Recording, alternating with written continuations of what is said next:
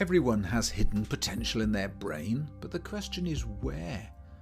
It's actually in part of the brain called the cerebellum. It's at the back of the brain and it creates skills to make everything we do easy and automatic. Learning to walk, read, write, ride a bike, drive a car, make friends, or even play sport.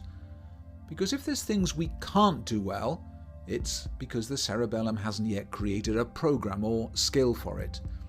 And if we start to learn something and can sort of do it, but not do it well yet, the cerebellum hasn't properly finished the skill. And when we're a natural at something, then the cerebellum has finished its job properly. It's now fully automatic and we don't have to think about it. Some people, however, are never a natural at reading, whilst others find it effortless. The cerebellum is the reason. It's the master junction box that links the brain and our bodies with special circuits we call skills. And if we don't develop certain skills, it can cause learning difficulties. Well, research published by leading universities in scientific journals have shown us how to make the cerebellum much better at creating the skills we need. Let's see how. When animals are born, they start walking and feeding within minutes, and they're soon running about because they're born with the skills that human babies don't have. Animals at birth have a well-developed cerebellum with lots of skills or programs already finished. And in humans, the cerebellum isn't developed. Babies can't walk or talk or do hardly anything. It's a year old before a baby starts to walk even clumsily because the skill for walking is only partly finished, still has lots of flaws in it, and it's a while before the cerebellum's completely made the skill of walking something that he or she can do confidently and safely. At the same time, it's also developing another skill for speaking and another skill to recognise when mum is happy and when she's not happy with me, and thousands of other skills to make all the things we do easy. One of these is the skill for controlling your eyes so you can read and write. However, in most people, the cerebellum leaves a few skills unfinished, and sometimes they're important ones like for reading. So this would be a great one to sort out. Now the question is, can we force the cerebellum to finish off those jobs properly? Good question. Well, this is how it can happen. Have you noticed how children are happy on fairground rides when they're jumping and moving around? Well, that's because the brain works best when there's lots of movement.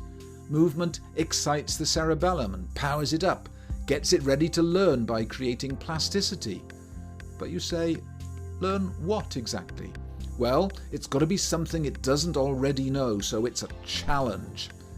The secret we've discovered to achieving this is by combining movement and a challenging exercise, because when you do, the brain gets cleverer, the cerebellum gets stronger and better at making new skills, and even better at finishing off those skills it didn't finish properly before. Well, you know, babies learn fast when they're moving around, when they're crawling, when they're priming their cerebellum, when they're trying to do new things, taking on challenges, and they're developing naturally. But if you want to do the same when you're not a baby anymore, and you aren't crawling and jumping, so you're not challenging your brain, your development slows right down. And if the cerebellum hasn't already completed the skills you need to read and write, then you're stuck.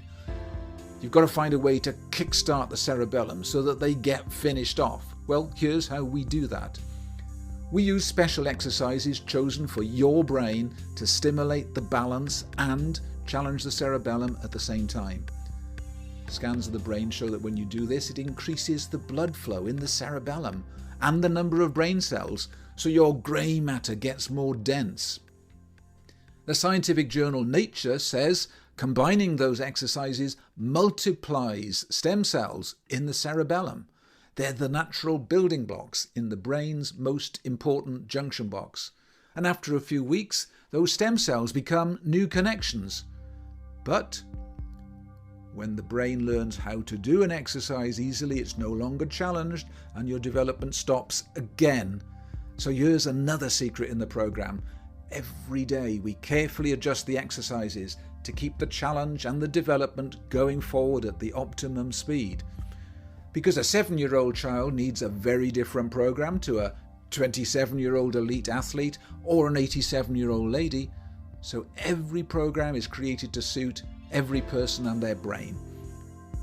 How long does this program take, you ask? Well, for most people it's just 10 minutes twice a day for some time up to a year.